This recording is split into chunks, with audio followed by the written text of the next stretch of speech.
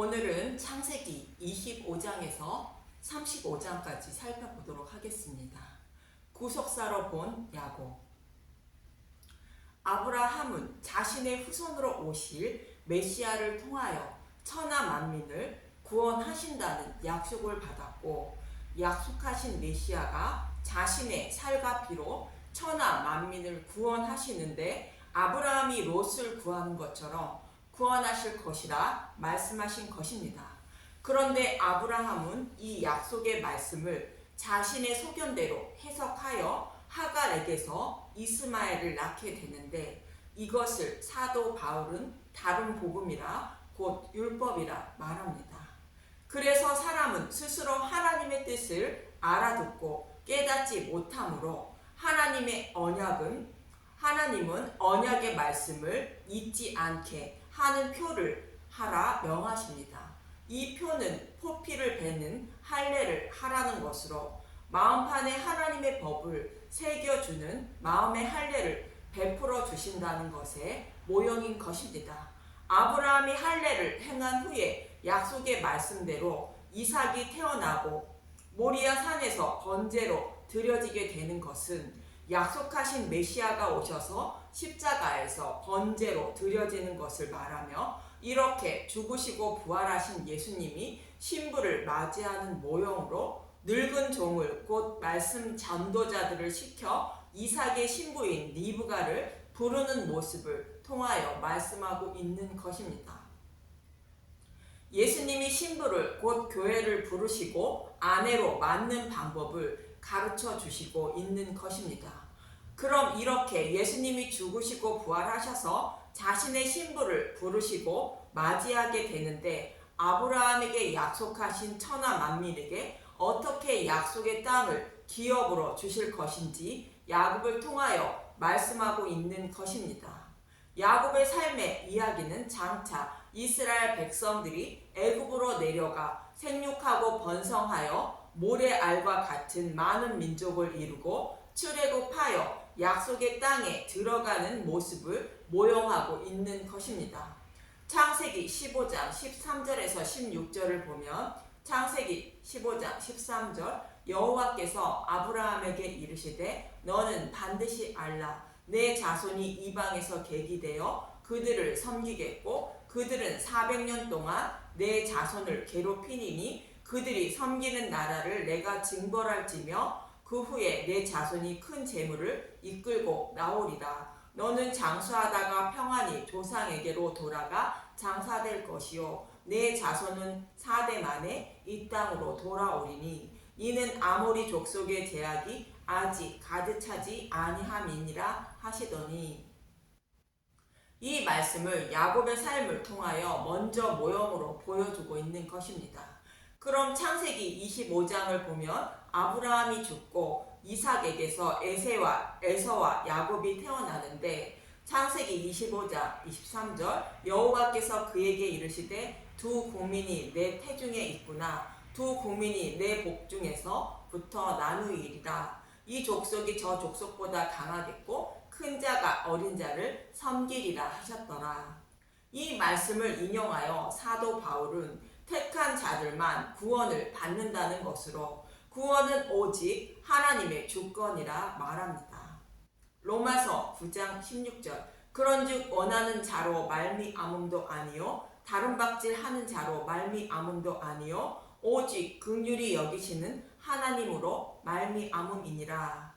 참고사항으로 말씀드렸고, 하나님은 야곱을 자신의 백성으로 택하셨고, 에서는 팥죽 한 그릇에 장자권을 판 것으로 믿음이 없는 자임을 말하고 있는 것입니다. 그리고 27장에 가서 별미 사건을 통하여 타락한 하나님 백성이 어떻게 구원을 받게 되는지 말해주고 있는데, 아브라함이 행한 할례와 동일한 말씀으로 마음의 할례가 무엇인지 모형으로 보여주고 있는 것입니다. 축복받지 못할 야곱을 어머니가 염소털로 에서처럼 꾸며주시고, 아버지 이삭이 좋아하는 별미를 만들어 주어 축복을 받게 합니다. 이 모습은 성령님이 마음판에 하나님의 법을 기록해 주시는 모습을 모형하고 있는 것으로, 도저히 구원받지 못할 자를 예수님처럼 꾸며주셔서 심판을 받지 않고 축복을 받게 하는 모습인 것입니다. 이 사건은 결국 야곱은 부모 형제를 떠나 하란으로 가게 되는데, 이 모습을 예수님은 마태복음 19장 29절에 이렇게 말씀하십니다. 또 내 이름을 위하여 집이나 형제나 자매나 부모나 자식이나 전토를 벌인 자마다 여러 배를 받고 또 영생을 상속하리라. 야곱은 자신의 생명을 살리기 위하여 부르심을 받고 다른 복음인 에서를 피하여 생명의 양식을 찾아 떠나고 있는 것입니다. 에서를 다른 복음이라 말하는 것은 자신이 사냥한 것으로 별미를 만들어 아버지의 축복을 받으려 하는 자로 자신의 의로 구원을 받으려는 바리새인의 모습과 동일하기 때문인 것입니다. 이렇게 야곱이 에서를 피하여 떠나는 모습은 장차 야곱과 그의 아들들이 생명의 양식을 가지고 있는 애굽의 총리 요셉에게로 내려가 이방에 객이 되는 모습을 모형하고 있는 사건인 것입니다. 그리고 야곱은 하란으로 가는 도중에 베델에서 하늘과 땅에 닿은 사닥다리가 놓여 있는 꿈을 꾸게 되는데, 그 꿈속에서 예수님을 만나게 됩니다. 이 모습은 장차 야곱의 후손으로 오실 메시아가 굳게 닫혀있는 하늘문을 여실 것을 말씀하고 있는 것으로, 약속의 말씀대로 야곱에게 곧 이스라엘 백성에게 곧 하나님 백성에게 하늘문을 여시고 약속의 땅을 기업으로 주실 것을 말씀하고 있는 것입니다.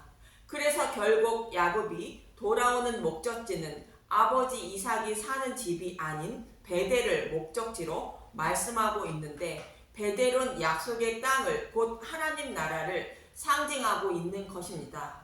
베델은 장차 이스라엘 백성들이 기업으로 받을 가나안 땅을 모형으로 하고 있습니다. 그 후 야곱은 외삼촌이 살고 있는 하란에 도착하고 우물가에서 라헬을 만나게 됩니다. 이 모습은 예수님이 사마리아 여인이 그들의 조상들이 마시던 우물가에서 만나시는 모습과 같은 것이며, 늙은 종이 이삭의 신부 리브가를 우물가에서 만나는 모습과 모세가 셋보라를 우물가에서 만나는 모습과 동일한 사건인 것입니다. 목이 말라 우물가를 찾는 하나님 백성에게 영원히 목마르지 않는 생수를 주시고 자신의 신부로 삼아 주시는 예수님의 모습을 모형한 사건들입니다. 예수님의 신부들이 우물가에서 자신의 신랑을 만나게 된다는 것을 저와 여러분들에게 말씀하고 있는 것으로, 저와 여러분이 신랑인 예수님을 만나기 위하여 매일 우물가를 찾아야 한다는 말씀인 것입니다. 저와 여러분이 우물가를 찾아야 하는 1차적으로 성경의 말씀을 곧 복음의 말씀을 말하고, 2차적으로는 복음의 말씀이 선포되는 교회를 말합니다. 교회에서 말씀을 전하는 전도자는 신랑인 예수님을 소개해주는 중매장이와 같은 것으로, 복음의 말씀을 통하여 신랑인 예수님을 만나게 되므로 예수님에 대하여 소개해주는 것이 교회입니다. 말씀 전도자의 임무인 것입니다. 고린도후서 11장 2절, 내가 하나님의 열심으로 너희를 위하여 열심을 내노니 내가 너희를 정결한 처녀로 한 남편인 그리스도께 드리려고 중매함이로다. 그러나 나는 그런데 교회에서 진리의 말씀이 아닌 누룩이 들어있는 다른 복음이 선포된다면 생명수가 아닌 오염된 물을 마시게 되어 결국 사망에 곧 이르게 됩니다. 이렇게 외삼촌 집에 도착한 야곱은 레아와 라헬 그리고 그들의 종 실바와 비라를 통하여 생육하고 번성하여 12아들을 얻게 되는데, 이 모습은 이스라엘 백성들이 애굽으로 내려가 하늘의 무별처럼 바닷가의 모래알처럼 많게 하신다는 약속의 말씀을 이루시는 것을 모형한 것으로 출애굽하는 이스라엘 백성 모두를 상징하는 것입니다. 그런데 야곱의 사랑을 받고 있던 라헬에게 아들이 없었는데 요셉을 낳는 모습을 보면 창세기 30장 14절 밀 거둘 때에 루벤이 나가서 드렛의 합편체를 얻어 그의 어머니 레아에게 드렸더니 라헬이 레아에게 이르되 언니의 아들의 합한 채를 청구하노라. 라헬이 루벤이 얻어온 합한 채를 청구하게 되는데 합한 채는 임신 촉진제를 말하는 것으로 그 시기가 밀 거둘 때라는 것입니다. 성경이 요셉을 낳는 모습을 말하며 밀 거둘 때라고 말하는 것은 밀 거둘 때를 생각하여 이 말씀을 해석하라는 의미인 것입니다. 밀 거둘 때는 7대 절기 중 성령, 강림일인 오순절을 의미한 것으로 오순절의 임신 촉진제를 통하여 아이를 낳지 못하는 라헬이 아들을 곧 교회를 곧 하나님 백성을 낳는 모습입니다. 오순절은 임신 촉진제와 같다는 말씀인데 이 말씀은 스스로의 노력으로 구원받지 못하는 자들을 불쌍히 여겨주셔서 성령님을 보내주시고 구원해 주시는 모습을 말씀하고 있는 것입니다. 창세기 30장 22절에서 23절을 보면 창세기 30장 22절 하나님이 라헬을 생각하신지라 하나님이 그의 소원을 들으시고 그의 태를 여섰으므로 그가 임신하여 아들을 낳고 이르되 하나님이 내 부끄러움을 씻으셨다 하고 이렇게 라헬이 아들을 낳게 된 것은 합한죄 때문에 태어난 것이 아니라 라헬을 생각하사 아들을 낳게 하신 것으로 그 아들이 요셉이라는 것입니다. 하나님은 스스로의 노력으로 구원받지 못하고 지옥으로 향하고 있는 자신의 백성들을 생각하사 대속의 제물로 죽으시고 부활하신 후 성령님을 보내주시어 자신의 백성을 구원하여 주시려고 예수님을 곧 요셉을 보내주시는 모습을 모형하고 있는 것입니다. 그래서 요셉은 십자가에서 대속 제물로 죽으시고 부활 승천하셔서 하나님 우편에 앉으신 예수님을 모형하고 있는 것으로 애굽의 총리로 있으면서 생명의 양식을 관리하는 자의 역할을 담당하고 있는 것입니다. 이처럼 요셉은 하나님 우편에 앉아 계신 예수님의 모형이며 또 라헬에게서 아들이 태어나는 모습은 대속 제물이 되시기 위하여 육신의 몸을 입고 오신 예수님의 모습을 그리고 있는 것입니다. 요한복음 1장 14절 말씀이 육신이 되어 우리 가운데 거하심에 우리가 그의 영광을 보니 아버지의 독생자의 영광이요 은혜와 진리가 충만하더라. 창세기 22장 13절 아브라함이 눈을 들어 살펴본즉 한 순양이 뒤에 있는데 뿔이 수풀에 걸려 있는지라 아브라함이 가서 그 순양을 가져다가 아들을 대신하여 번제로 드렸더라. 이렇게 라헬에게서 아들 요셉이 태어남은 유월절 어린 양으로 번제로 드려질 예수님이 이 땅에 육신의 모습을 입고 오시는 모습을 모형하고 있는 것입니다. 이렇게 많은 아들을 얻은 야곱은 삼촌과 품삯을 정하여 자신의 것을 사흘길을 두게 되고 자신은 삼촌의 양떼를 치게 됩니다. 약속대로 메시아가 오시면 하나님 백성과 사탄의 백성으로 나누게 된다는 의미인 것입니다. 어떤 사람이 하나님의 백성이 되는지 창세기 30장 37절 야곱이 버두나무와 살구나무와 신풍나무의 푸른 가지를 가져다가 그것들의 껍질을 벗겨 흰 무늬를 내고 창세기 30장 38절 그 껍질 벗긴 가지를 양떼가 와서 먹는 개천의 물 구유에 세워 양떼를 향하게 하매 그 떼가 물을 먹으려 올 때에 새끼를 베니 창세기 30장 39절 가지 앞에서 새끼를 뱀으로 얼룩얼룩한 것과 점이 있고 아롱진 것을 낳은지라. 이 말씀은 요셉의 참 형상으로 육신의 몸을 입고 오신 예수님이 십자가에 달리신 모습을 모형하고 있는 것입니다. 여기서 버드나무는 시냇가에서 자라는 나무인데 물을 많이 머금고 있는 나무로 생명수 대신 예수님을 상징하고 살구나무는 아론의 쌍난 지팡이처럼 예수님의 죽으심과 부활을 말하고 신풍나무는 기름나무로 성령님을 의미합니다. 그래서 이 나무들은 대속제물로 죽으시고 부활하신 후 성령님을 보내주시어 우리의 더러움을 씻어주신 예수님을 상징하고 있는 것입니다. 그리고 이 나무의 껍질을 벗겨 세웠다는 것은 예수님이 우리의 죄를 전가받으시고 자신이 입고 계시던 옷을 우리에게 입혀주어 부끄러움을 덮어주시기 위하여 자신은 벌거벗은 몸으로 십자가에 달리셨다는 의미이며, 물을 먹으러 온 양들이 이 모습을 바라보고 새끼를 베물어 얼룩얼룩한 것과 점이 있고 아롱진 것을 낳았다는 것은 영원히 목마르지 않는 생명수를 마시기 위하여 교회에 나와 복음의 말씀을 보고 들을 때에 성령님이 죄에 대하여, 의에 대하여, 심판에 대하여 깨닫게 하심으로 죄인임을 깨닫고 거듭나게 된다는 의미인 것입니다. 그래서 말씀을 전하는 전도자는 우리의 더러움을 씻어 주시기 위하여 예수님이 십자가에서 대속 제물로 죽으셨다는 복음을 전하여 양들의 눈앞에 십자가를 세워 두어야 한다는 것입니다. 그래야 얼룩얼룩한 것과 점이 있고 아롱진 것을 낳게 된다는 것으로 죄인임을 깨달아 거듭나게 된다는 말씀인 것입니다. 그리고 이 모습은 마치 애굽에 있던 이스라엘 백성이 출애굽할 때가 되었다는 의미로 유월절 날에 유월절 어린 양을 잡아 임방과 물설주에 피를 바르고 그 밤에 양의 고기를 먹고 출애굽하는 모습을 그리고 있는 것입니다.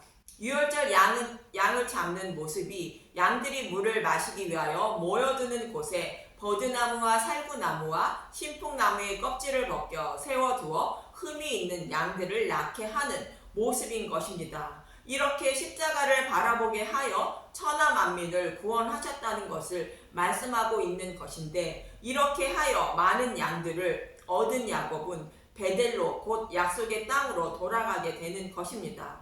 마침내 야곱은 자신의 가족과 자신의 양들과 함께 베델로 떠나게 되는데, 삼촌 라반이 뒤를 쫓아오지만 하나님이 야곱에게 손을 대지 못하게 하시는 모습은 홍해도와 사건을 말해주고 있는 것이며, 그 후 이스라엘 백성이 가나안 땅을 정탐하고 돌아와 아낙 자손의 손에 우리를 다 죽이려고 이곳까지 인도했다고 애굽으로 돌아간다며 하나님을 원망하게 됩니다. 이 사건으로 결국 출애굽 1세대들은 광야에서 죽고 2세대들만 가나안 땅에 들어가게 되는데, 이 모습을 모형으로 말하고 있는 것은 야곱이 야복강가에서 하나님과 씨름을 하는 모습입니다. 야곱의 씨름은 자신의 의로 약속의 땅에 들어가는 모습인데, 약속의 땅은 그렇게 들어가는 것이 아니라는 것입니다. 약속의 땅은 버드나무와 살구나무와 신풍나무에 푸른 가지의 껍질을 벗겨 흰 무늬를 내어 세워놓는 모습인 십자가에 달리신 예수님을 나의 손으로 죽인 죄인임을 깨달아야 들어간다는 의미로 하나님은 야곱의 허벅지 관절을 친 것입니다.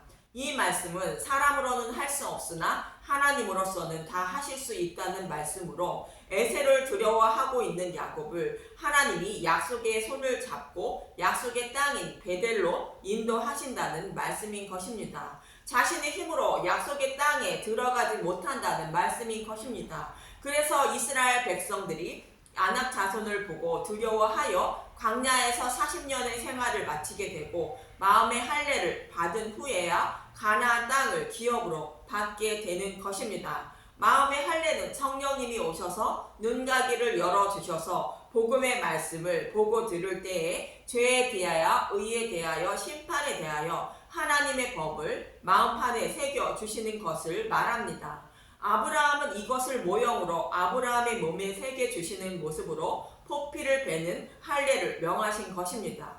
야곱의 모습도 이와 동일한 모습입니다. 야곱도 아낙 자손과 같은 에서를 두려워하여 에서를 만난 후에도 베델로 가지 못한 것이며, 야곱은 다리를 저르며 숫곳에 이르게 되는데 숫곳에서 광야 생활을 하게 되는 것입니다. 그 후에 디나가 부끄러움을 당하여 할례 사건이 일어나게 되고, 하나님은 야곱을 베델로 곧 약속의 땅으로 인도하시게 되는데, 광야 이스라엘 백성들도 가나안 땅에 인도하실 때에 마음의 할례를 베풀어 주셔서 인도하십니다. 신명기 30장 6절 내 하나님 여호와께서 내 마음과 내 자손의 마음에 할례를 베푸사 내게 마음을 다하여 뜻을 다하여 내 하나님 여호와를 사랑하게 하사 내게 생명을 얻게 하실 것이며, 그렇다면 야곱도 그런지 먼저 창세기 34장 25절을 봅니다. 제3일에 아직 그들이 아파할 때에 야곱의 두 아들 디나의 오라버니 시므온과 레이가 각기 칼을 가지고 가서 몰래 그 성읍을 기습하여 그 모든 남자를 죽이고, 제3일은 예수님이 죽으시고 부활하셔서 성령님이 오시는 것을 의미하는 말씀으로, 이때 시므온과 레이가 기습하여 할례받은 모든 남자를 죽이게 됩니다. 이 모습은 자신들이 죽을 수밖에 없는 살인자임을, 곧 죄인임을 알게 되었다는 의미로 죄에 대하여 깨달은 모습임을 말씀하고 있는 것입니다. 이어지는 30절을 보면 알 수 있는데, 창세기 34장 30절, 야곱이 시므온과 레이에게 이르되 너희가 내게 화를 끼쳐 나로 하여금 이 땅의 주민 곧 가나안 족속과 브리스 족속에게 악취를 내게 하였도다. 나는 수가 적은즉 그들이 모여 나를 치고 나를 죽이리니 그러면 나와 내 집이 멸망하리라. 반드시 죽을 수밖에 없는 자임을 야곱은 깨달은 것입니다.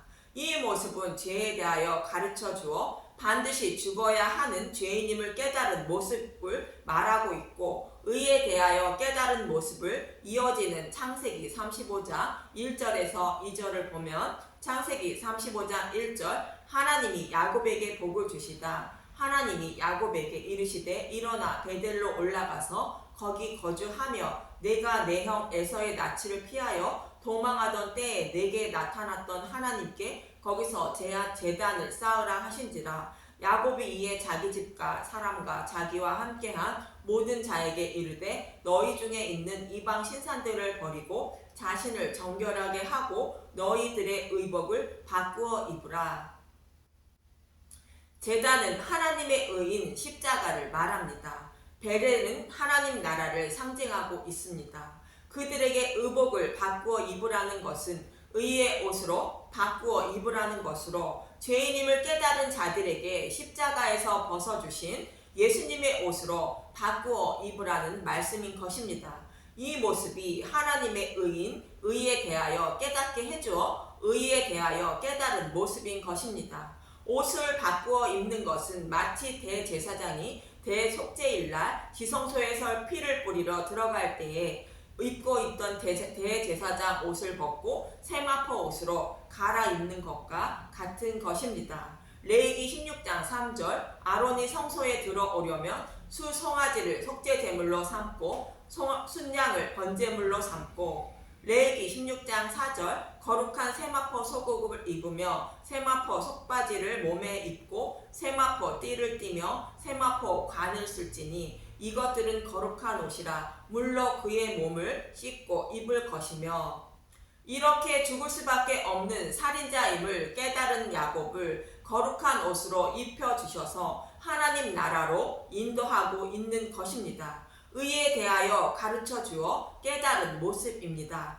그리고 이어지는 4절에서 5절을 보면, 창세기 35장 4절, 그들이 자기 손에 있는 모든 이방 신상들과 자기 귀에 있는 귀걸이들을 야곱에게 주는지라. 야곱이 그것들을 세겜 근처 상수리 나무 아래에 묻고, 그들이 떠났으나 하나님이 그 사면 고울들로 크게 두려워하게 하셨으므로 야곱의 아들들을 추격하는 자가 없었더라.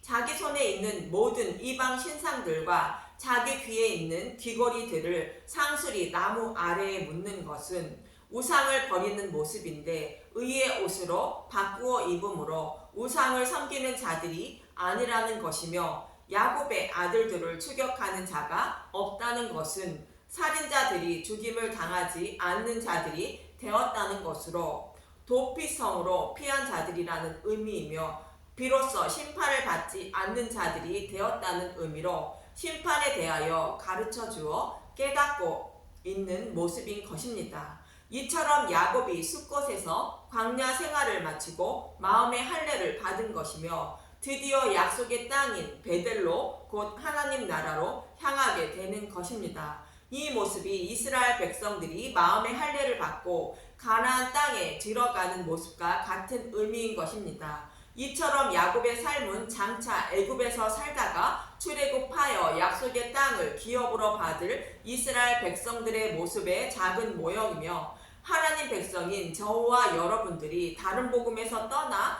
예수님께 나아가 마음의 할례를 받고 하나님 나라에 들어가는 모습을 그리고 있는 것입니다.